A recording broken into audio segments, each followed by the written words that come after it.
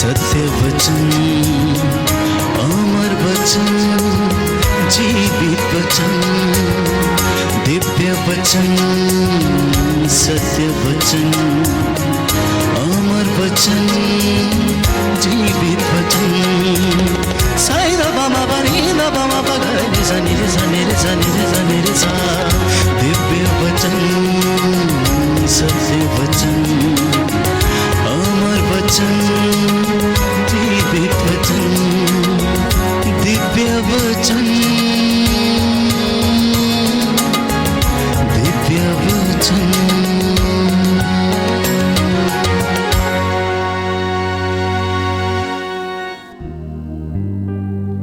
प्रियजनों, प्रभु का वचन हमें बताता है, सामुएल का पहला ग्रंथ अध्याय 16 पद संख्या 7। First book of Samuel chapter 16 verse 7 लिखा है कि मनुष्य तो बाहर देखता है, बाहरी स्वभाव देखता है, परंतु परमेश्वर हृदय देखता है।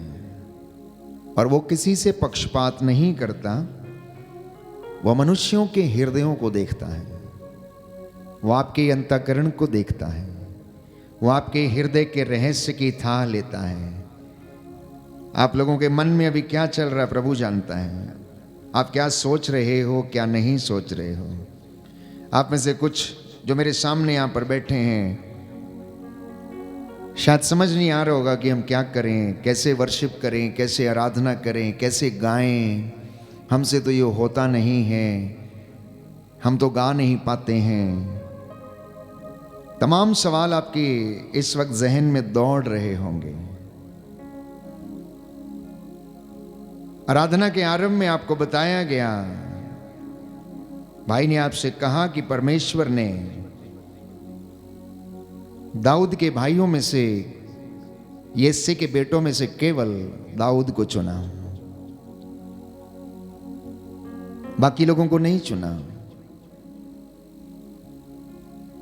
हालांकि वो सुडौल थे, भरे पूरे थे, सब काम करने में निपुण थे, सुंदर थे। दाऊद सब में छोटा था, लेकिन परमेश्वर ने दाऊद को चुना। मैं समझता हूं कि परमेश्वर ने उसे निष्कपट हृदय को देखा और उसे चुना, उसे पवित्र आत्मा का अभिषेक प्रदान किया। क्योंकि बाइबल हमें बताती, परमेश्वर जिसको चाहता है ऊपर उठाता, जिसको नहीं चाहता है अधोलोक से भी नीचे गिरा देता है। तो यहां बाइबल में हम पढ़ते हैं कि सामुएल के पहले ग्रंथ अध्याय 16 पद संख्या 7 में कि मनुष्य तो बाहरी रूप देखता, परंतु ईश्वर हृदय देखता है। और वो परमेश्वर किसी से पक्षपात नहीं करता, वो सबके साथ न्यायपूर्ण व्यवहार करता है। शैतान जो झूठ का पिता है, वो अंधकार का सरदार है और अपने आप को इस दुनिया का नायक कहता है। लोगों को भरमाता है, बच्चों को, नौजवान बेटे बेटियों को, दंपतियों को रिश्तों को तोड़ता है, झगड़े करवाता है। ये उसका काम है, ये उसका शौक है। उसे ऐसा करने में मजा आता है। जैसे कि क्लास में कोई एक लड़का नटखट हो, वो पूरी क्लास को क्या करता है, परेशान करके रखता है। टीचर को भी परेशान करके रखता है। किसी के ऊपर चौक फेंकेगा, किसी के ऊपर कुछ करेगा, किसी को चोटी काटेगा, और अंत में क्या करता है, वो टीचर से सजा मिलती है, थप्पड़ भी मिलता होगा कभी कभी। तो इसी तरह से शैतान भी, जो स्वर्गदूत का स्वांग रचता और लोगों को भरमाता है, वो झूठ का पिता है। बाइबल कहती है, यूहन्ना के सुसमाचार अध्याय 8 पद संख्या 46 में पढ़ते हैं, वो अंधकार का सरदार है और अपने को संसार का नायक कहता है। अपने को उजियाले के दूत के रूप में बाइबल कहती वो बदल लेता है। स्त्री एवं पुरुषों को धोखा देता, ठोकरें खिलाता, पाप में गिरा डालता और उन्हें अपनी ही नजरों में गिरा देता है। साथ ही साथ समाज की नजरों में भी वो उन्हें गिरा देता है। ये उसका काम है। और इसके विषय में प्रभु यीशु ने योहन के सुसमाचार अध्याय 10 पद संख्या 10 में कहा कि शैतान मारने, चुराने और नष्ट करने के लिए आता, लेकिन मैं इसलिए आया हूं कि तुम्हें जीवन मिले, तुम्हें बढ़ोतरी मिले, तुम्हें सफलता मिले, तुम विश्वास में बढ़ते जाओ, तुम उन्नति प्राप्त करो, तुम परमेश्वर के हजूरी में बने रहो। प्रभु का वचन हमें बताता है कि परमेश्वर का पुत्र यीशु मसीह इसलिए इस दुनिया में प्रकट हुआ। और इतना ही नहीं, योहन के पहले पत्र में हम पढ़ते हैं, बाइबल हमें बताती पद संख्या 3 से 8 में कि यीशु मसीह इस दुनिया में इसलिए आया जिससे कि वो शैतान के कार्यों को क्या करे, समाप्त करे, नष्ट करे। बोले हालेलुया, हालेलुया। यीशु की स्तुति हो, यीशु को धन्यवाद, यीशु की आराधना हो, यीशु की आराधना, यीशु की महिमा हो। यीशु की महिमा। योहन का पहला पत्र योहन का पहला पत्र अध्याय 3 अध्याय पद संख्या 8 पद संख्या प्रभु का वचन कहता है, प्रभु का वचन कहता है, परमेश्वर का पुत्र परमेश्वर का इसलिए पुत्र प्रकट हुआ इसलिए प्रकट हुआ ताकि शैतान के कामों को ताकि शैतान के अंत कामों को करे। अंत करे। हालेलुया, हालेलुया, हालेलुया, हालेलुया, हालेलुया। हालेलुया। बच्चों, इन वचनों को याद रखना, याद किया करिए। आप सभी लोग इन वचनों को याद कीजिए करिए। इसलिए मैं बार बार आपको पीछे दोहराने के लिए बोलता हूं ताकि आपको याद रहे, मुंह जबानी याद रहे, ताकि आपको जब मौका मिले शैतान का सामना करने का तो इन वचनों से आप उनका सामना कर सकें। तो इसलिए संत पौलुस कहता है कुरिन्थियों के दूसरे पत्र अध्याय 11 पद संख्या 13 से 14 में लिखा है कि झूठे प्रचारक और कपटपूर्ण कार्यकर्ता, झूठे प्रचारक और कपटपूर्ण कार्यकर्ता जो मसीह के संदेश वाहकों का स्वांग रचते हैं, उनसे तुम सावधान रहो। कुरिन्थियों का दूसरा पत्र अध्याय 11 पद संख्या 13 और उससे आगे मैं आपके लिए ये वचन पढ़ूंगा। क्योंकि वे झूठे प्रचारक और कपटपूर्ण कार्यकर्ता जो मसीह के संदेश वाहकों का स्वांग रचते हैं, ये आश्चर्य की बात नहीं, क्योंकि स्वयं शैतान ज्योतिर्मय स्वर्गदूत का स्वांग रचता है।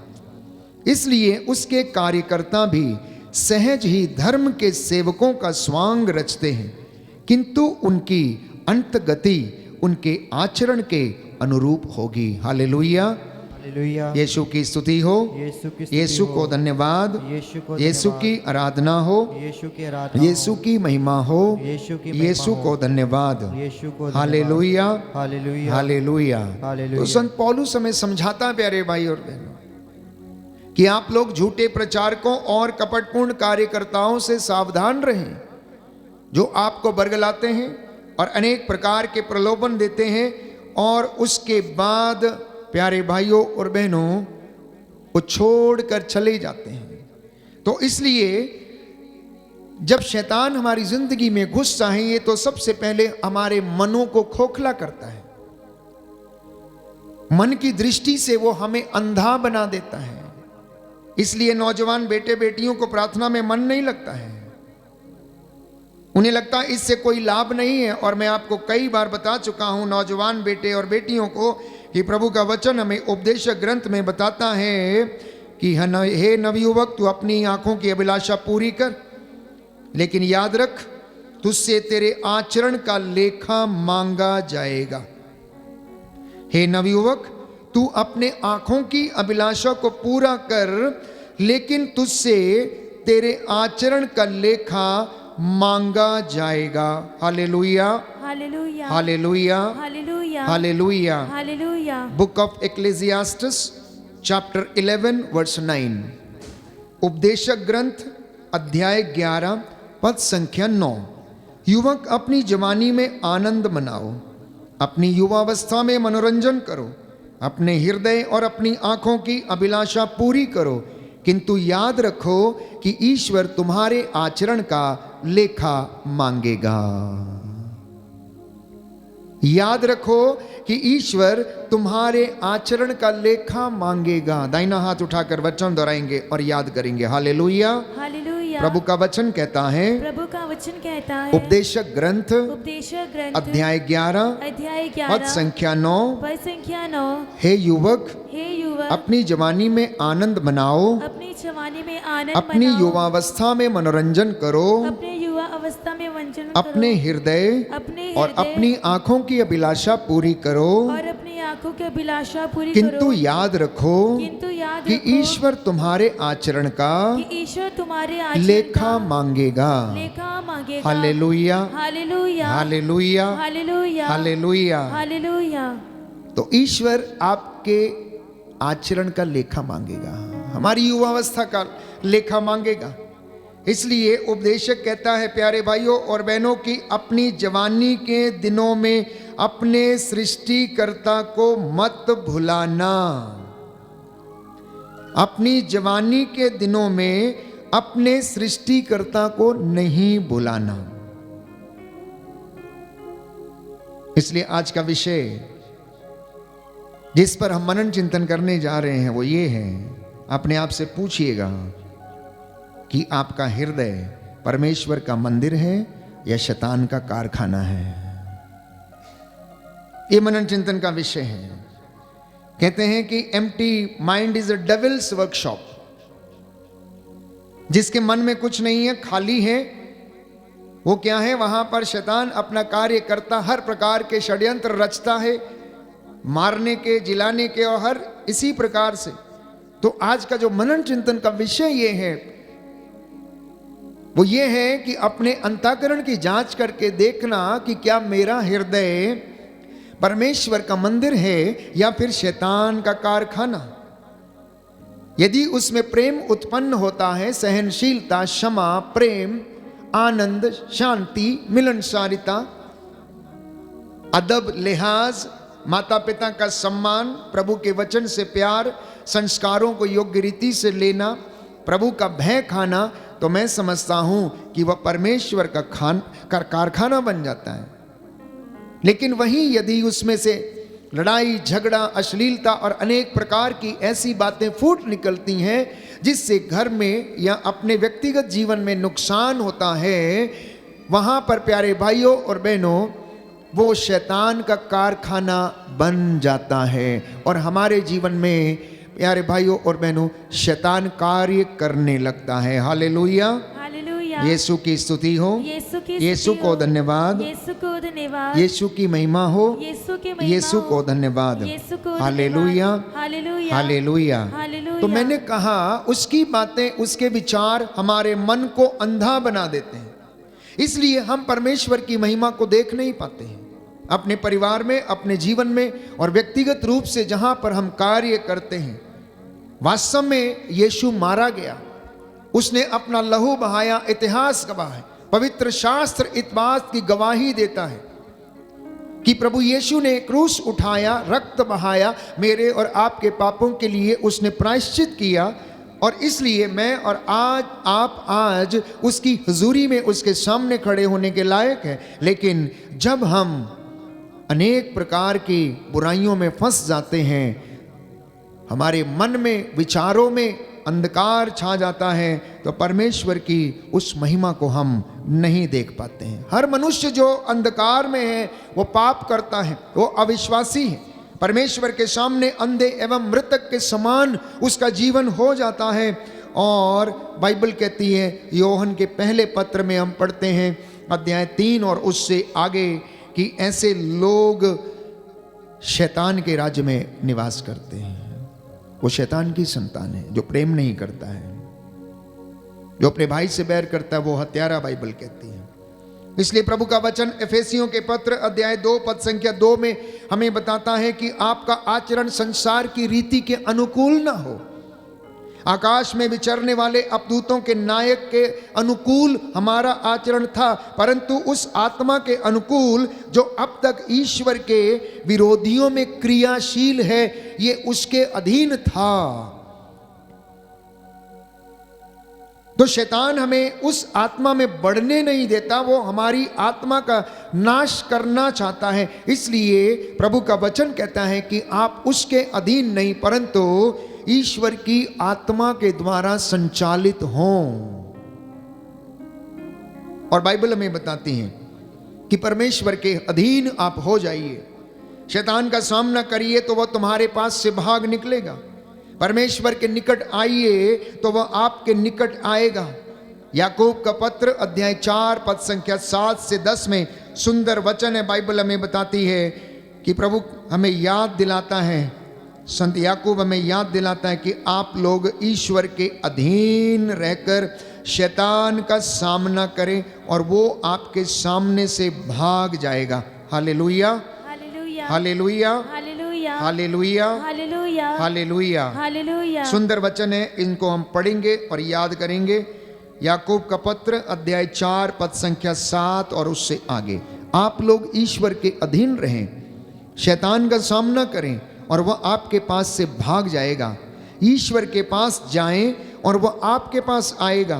पापी अपने हाथ को शुद्ध करे, कपटी अपना हृदय पवित्र करे, अपनी दुर्गति पहचान कर शोक मनाए और आंसू बहाए। आपकी हंसी शोक में और आपका आनंद विषाद में बदल जाए। प्रभु के सामने दीनहीन बने और वह आपको ऊंचा उठाएगा। ऊंचा उठना चाहते हैं? आशीष पाना चाहते हैं? पढ़ाई में अव्वल आना चाहते हैं? 100% लाना चाहते हैं? अच्छी नौकरी चाहते हैं आप? अच्छी वर या अच्छी वधू चाहते हैं आप? अच्छा जीवन चाहते हैं? सुनिए बाइबल क्या कह रही है कि आप लोग परमेश्वर के पास लौटें और वो आपके पास लौटेगा। प्रभु के सामने दीनहीन बने और वो आपको ऊंचा उठाएगा। बोलिए आमीन, आमीन। दाहिना हाथ उठाकर अंगीकार करेंगे। हालेलुया, हालेलुया। प्रभु का वचन कहता है, प्रभु का वचन कहता है, अपनी दुर्गति पहचान कर अपनी दुर्गति पहचान शोक कर मनाए, शोक मनाए, आंसू बहाएं, आंसू बहाए, आपकी हंसी आपकी हंसी शोक में शोक और आपका आनंद और आपका विषाद आनंद में बदल जाए। विषाद में बदल प्रभु जाए। के सामने प्रभु के सामने दीनहीन बने दीनहीन और वो बने आपको और वह ऊंचा आपको उठाएगा। ऊंचा उठाएगा। हालेलुया, हालेलुया, हालेलुया, हालेलुया, हालेलुया। हालेलुया। तो मैं समझता हूं कि परमेश्वर आप लोगों को हर दिन, हर पल, हर क्षण वचन के माध्यम से समझाता है, बताता है, याद दिलाता है कि क्या करना चाहिए। लेकिन फिर भी क्योंकि हमारी विश्वास की आंखें बंद हैं, हम देख नहीं पाते हैं। विश्वास के कान जो हैं वो बंद हैं, सुन नहीं पाते हैं। और यही कारण है हमारी असफलता का, यही कारण है नौजवानों के भटकने का, यही कारण है कि वो अपनी पवित्रता को खो देते हैं, यही कारण है उड़ाऊ पुत्र के जैसे वो अपने माता पिता से दूर चले जाते हैं। और बहुत से कहते हैं कि हमने तो कोई पाप नहीं किया, हम तो बहुत अच्छे हैं। लेकिन बाइबल कुछ और कहती है। यूहन्ना का पहला पत्र अध्याय 1 पद संख्या 8 से 9 में हम पढ़ते हैं, यदि हम कहते हैं कि हमने पाप नहीं किया तो हम उसे झूठा सिद्ध करते हैं, उसका सत्य हम में नहीं है। यदि हम अपने पाप और दुर्बलताओं को स्वीकार करते हैं तो वो हमारे सारे अधर्म को दूर करता है।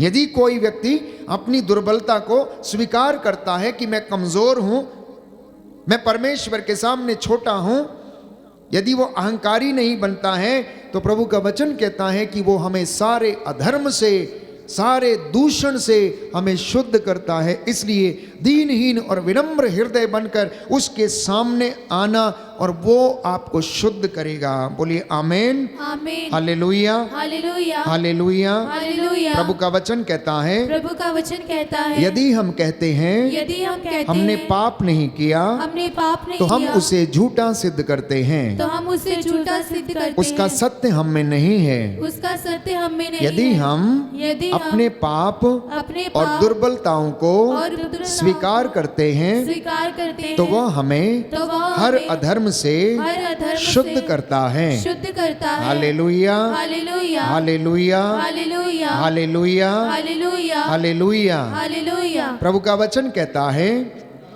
यदि हम ज्योति में चलते हैं यदि हम ज्योति में चलते जिस हैं, तरह वो स्वयं ज्योति हैं जिस तरह वो स्वयं ज्योति है, तो हम एक दूसरे के तो हम एक दूसरे जीवन के सहभागी हैं जीवन के सहभागी और हैं। उसके पुत्र और उसके पुत्र ईसा मसीह का रक्त ईसा मसीह का रक्त हमें हर पाप से हमें हर पाप से शुद्ध करता है। शुद्ध करता है। आमेन। आमीन। तो यदि हम ज्योति में चलते हैं, यदि हम वचन में चलते हैं, यदि हम उसको अंगीकार करते हैं तो हम एक दूसरे के जीवन के सहभागी बन जाते हैं, एक दूसरे की मदद करने वाले बन जाते हैं, एक दूसरे के लिए हम डिवाइन हेल्पर्स बन जाते हैं। प्रार्थना करने से बंधन टूटते हैं। कई बच्चे अपने माता पिता से परेशान रहते हैं, इधर उधर जाके शिकायत करते हैं। मैं आपसे कहता हूं अपने पिता के लिए, माँ के लिए आप घुटना टेक कर प्रार्थना करें। यदि मोनिका की प्रार्थना 18 वर्ष के बाद अगस्टिन का जीवन परिवर्तित कर सकती है तो आपकी प्रार्थनाएं क्यों नहीं सुनी जाएंगी?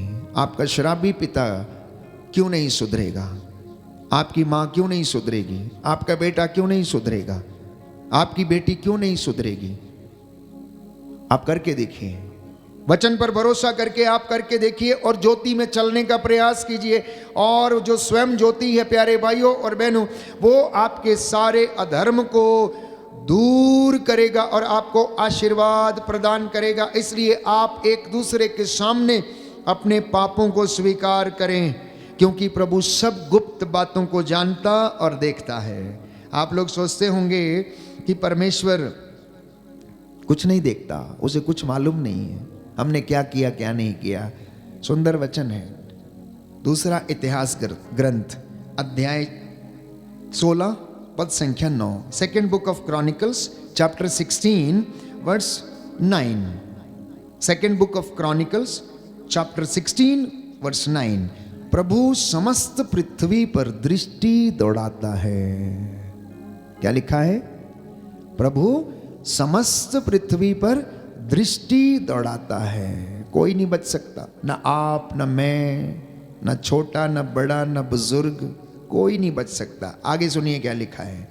जिससे वह उन लोगों की सहायता करे जो सारे हृदय से उस पर भरोसा रखते हैं। आपने इस विषय में मूर्खतापूर्ण काम किया है। अब से आपके विरुद्ध युद्ध होता रहेगा। अब से आपके विरुद्ध युद्ध होता रहेगा। इस्राएल से आसा का विरोध जो है प्यारे भाइयों और बहनों, इस अध्याय में हम पढ़ते हैं। बाइबल कहती है, परमेश्वर का वचन कहता है कि आपने मूर्खतापूर्ण कार्य किया। आपने परमेश्वर की बातों को बड़ा हल्के में लिया। आपने इन वचनों को बड़े हल्के में लिया। आपने परमेश्वर का ठट्ठा किया, मजाक उड़ाया, दिन पवित्र नहीं रखा। इसलिए परमेश्वर का वचन कहता, आपने इस विषय में मूर्खतापूर्ण कार्य किया है। अब से आपके विरुद्ध जो है युद्ध होता रहेगा। यह सुनकर आसा क्रुद्ध हो गया और उसने उस दृष्टा को बंदी गृह में डालकर उसे काठ की बेड़ियां पहना दी, क्योंकि उसे इस बात पर भारी क्रोध हुआ था। उस समय आसा ने प्रजा के अनेक लोगों पर अत्याचार किया। लेकिन परमेश्वर आसा को याद दिला रहा था कि देखो तुम ये सब कर रहे हो, इसलिए तुम्हारे विरुद्ध जो है युद्ध भड़कते रहेंगे और तुम्हारा विरोध होता रहेगा। तुम्हारा विरोध होता रहेगा। इसलिए कभी भी परमेश्वर की बातों को प्यारे भाइयों और बहनों हल्के में नहीं लेना। उसकी बातों को मनन चिंतन करना, क्योंकि ये बातें हमारे जीवन में आशीष प्रदान करती हैं और वो हमें रूह का दुगना मसा और ताजगी हमें प्रदान करता है और आशीर्वाद हमें देता है। हालेलुया, हालेलुया। यीशु की स्तुति हो, यीशु को धन्यवाद, यीशु को धन्यवाद। अब आप में से बहुत सारे लोगों के मन में विचार आता है कि हम अपने आप को शुद्ध कैसे करें, पवित्र कैसे करें, विश्वासी कैसे बने। होलीनेस में कैसे चलें? सबसे पहली बात है प्यारे भाइयों और बहनों कि आत्मिक युद्ध लड़ने के लिए हमारे पास बाइबल हमें बताती है 5 हथियार हैं। अफेसियों का पत्र अध्याय 6 पद संख्या 10 और उससे आगे संत पौलुस ये कहता, अब आप लोग परमेश्वर के अपार सामर्थ्य से बल ग्रहण करें।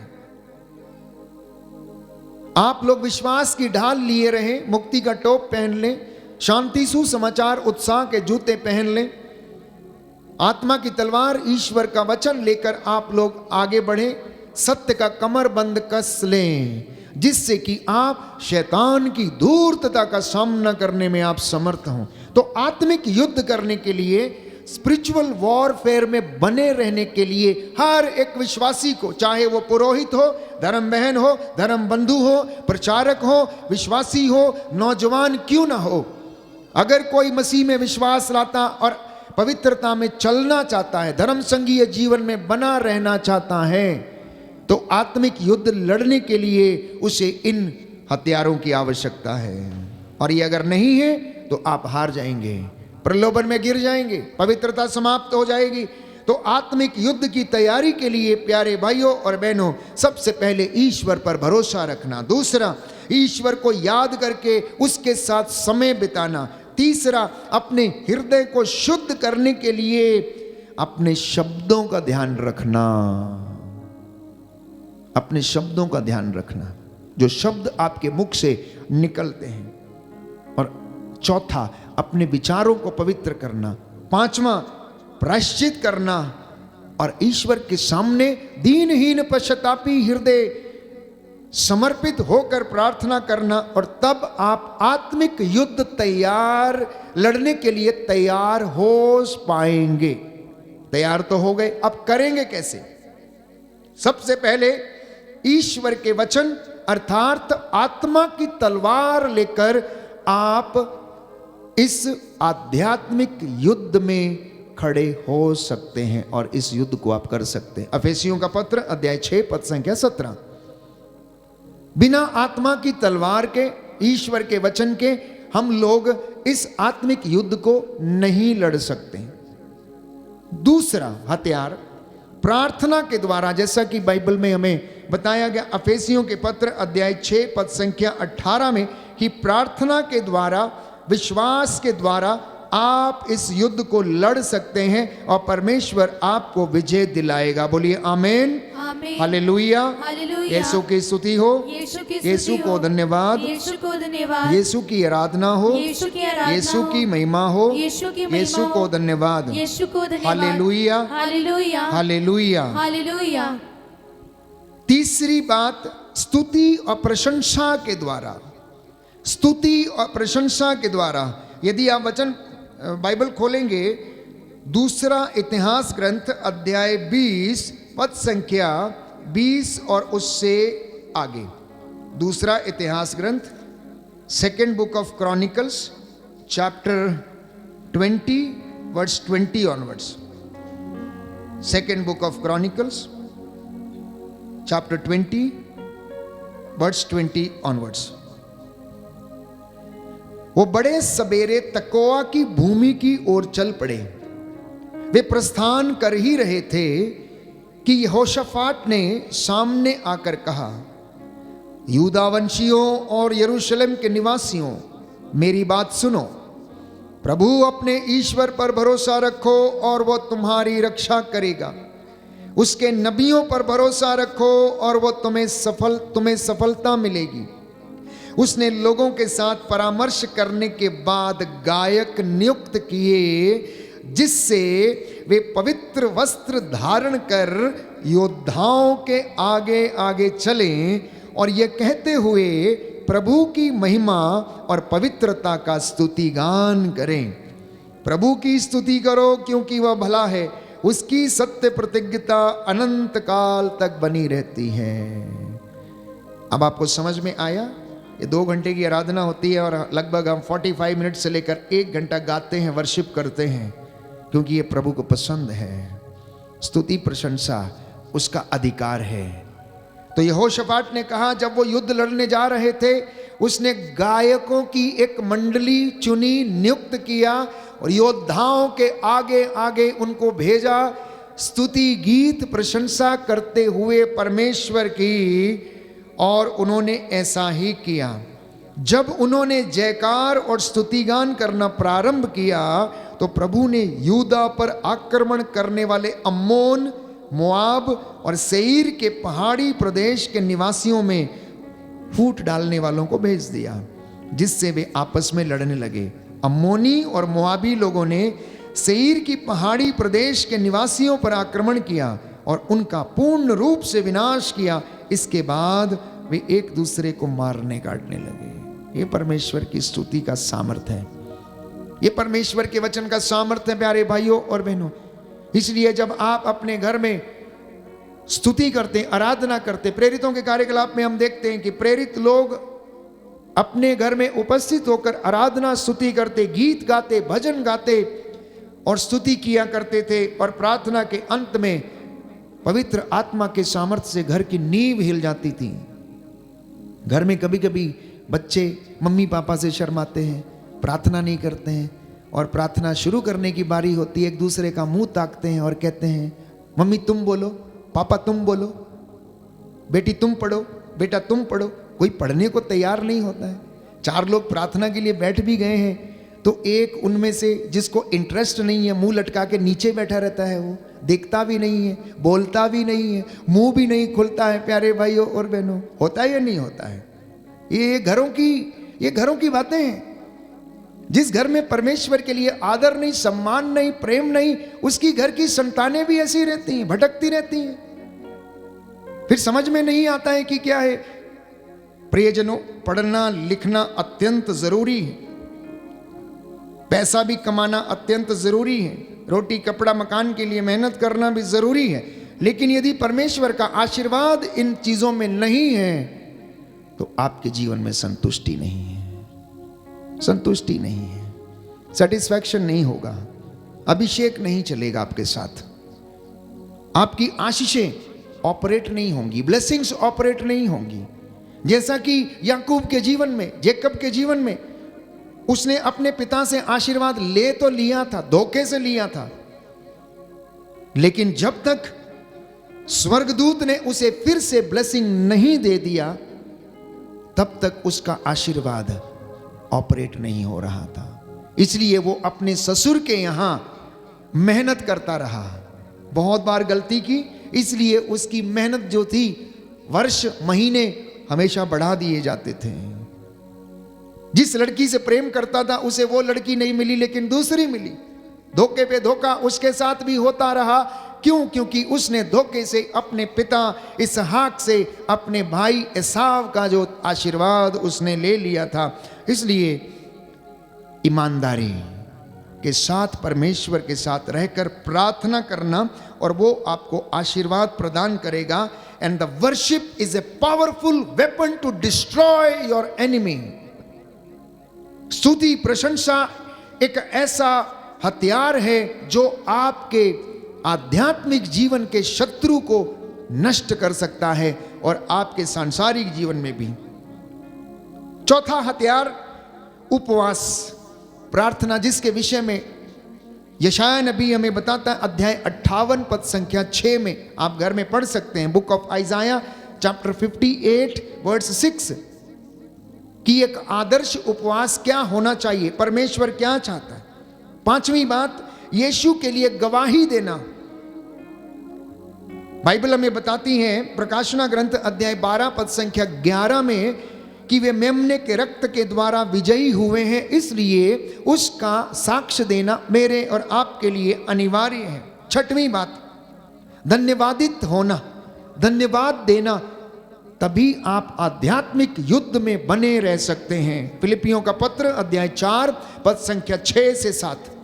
सातवीं बात, पवित्रता में रहकर आप आध्यात्मिक युद्ध लड़ सकते हैं, अन्यथा नहीं लड़ सकते। यदि आप पवित्रता में नहीं हैं, आप आध्यात्मिक युद्ध नहीं लड़ सकते हैं। और मैंने कई मर्तबा कहा आपसे, पवित्रता है तो अभिषेक बना रहेगा। Holiness and anointing they travel together. पवित्रता और अभिषेक ये दोनों साथ साथ चलते हैं, एक दूसरे के पूरक हैं। पवित्र हैं तो अभिषेक है, पवित्र नहीं है तो अभिषेक नहीं है। तो पवित्रता में रहकर हम इस आध्यात्मिक युद्ध में बने रह सकते हैं। और एक आखिरी बात, ईश्वर के अधीन रहकर हम शैतान का सामना कर सकते हैं। इसलिए अपनी नौजवानी में इन सब बातों को करना सीखिए, ये जरूरी है, ये जरूरी है। कई बार नौजवान बेटे बेटियां सोचते हैं अभी तो हमारा समय नहीं है, अभी तो हमारा खेलने कूदने घूमने फिरने का, मूवी देखने का, पिकनिक जाने का समय है। फादर जी बाद में प्रार्थना कर लेंगे जब हम बूढ़े हो जाएंगे। बाद में कुछ नहीं होता है, बाद में कुछ नहीं होता है। फादर जी अभी तो कसरत करने का समय है, अभी तो जिम जाने का समय है, अभी तो खेलने कूदने का समय है। अभी कहाँ आराधना में बैठना, पापा तुम बैठो, मम्मी तुम बैठो, फादर आप करो। ये मौका एक बार खो गया दोबारा नहीं आएगा। मैं ये नहीं कहता कि आप अपने काम मत करो, आप करिए, जरूर करिए, लेकिन थोड़ा बहुत भय और आदर और सम्मान प्रभु के साथ भी रखिए, बिताइए। यदि आप लोगों ने YouTube पर मेरी गवाही सुनी थी तो मैंने आपको बताया कि बचपन से ही मुझे इन सारी चीज़ों का बड़ा शौक था। सबसे पहले मैं ऑल्टर बॉय बनने के लिए चर्च में भाग के जाया करता था कि कोई व्यक्ति आकर ड्रेस ना पहन ले और मैं ना रह जाऊं। वेदी की सेवा करने में बड़ा मजा आता था बचपन से ही। जब लोग पूछते थे कि क्या बनना है तो मैं छोटा था, तो आप में से कोई बोलता डॉक्टर बनना है, कोई बोलता सोशल वर्कर बनना है, लेकिन एक ही बात मेरे मुख से निकलती थी कि फादर बनना है। ऐसा क्यों था? मैं समझता हूं कि परमेश्वर की ओर से वो बुलाहट थी और वो बीज जो बोया गया था माता पिता के द्वारा, पुरोहितों के द्वारा, धर्म संघियों के द्वारा, वो उस समय पनप रहा था और हम उसमें जुड़े रहे और जुड़ते रहे और जुड़ते रहे। और आज प्रभु वास्तव में उस जगह पर लाकर खड़ा कर दिया कि हम उसकी हुजूरी में रहें और वो हमको अपने साथ रखें और ब्लेस करे और आशीष दें। जब आप ब्लेस होते हैं तो आपका परिवार भी ब्लेस होता है। जब आप बचते हैं तो आपका घराना भी बचता है। इसलिए नौजवान बेटे और बेटियों, यदि आप बचोगे तो आपका घराना बचेगा। मम्मी पापा यदि आप बचेंगे तो आपके बच्चे भी बचे रहेंगे। यदि आपकी जड़ें शुद्ध रहेंगी तो आपके घराने की और बच्चों की भी जड़ें शुद्ध रहेंगी और इनके फल भी शुद्ध रहेंगे, पवित्र रहेंगे। मैं ये नहीं कहता दुख नहीं आएंगे, कष्ट नहीं आएंगे, चिंताएं नहीं होंगी, अवश्य आएंगे। सुख और दुख जीवन के साथी हैं, इनसे हम भाग नहीं सकते, लेकिन इनका सामना परमेश्वर के साथ रहकर हम अवश्य कर सकते हैं। तो आज ये परमेश्वर का वचन, मैंने कहा कि अंतःकरण को जांचने का समय है कि क्या मेरा घर, मेरा अंतःकरण, मेरा हृदय परमेश्वर का मंदिर है या शैतान का कारखाना। जरा अमल करके देखना, पूछना कि मेरा घर कैसा है, शैतान का कारखाना है या परमेश्वर का घर है या परमेश्वर का मंदिर है। पवित्र आत्मा हमसे बातें करेगा, हमें सामर्थ्य दे और प्रभु हमको आशीष दे। एक दूसरे को प्रेम करें, एक दूसरे का आदर करें, सम्मान करें और परमेश्वर के चरणों में समर्पित करें और प्रभु आप लोगों को आशीर्वाद प्रदान करेगा।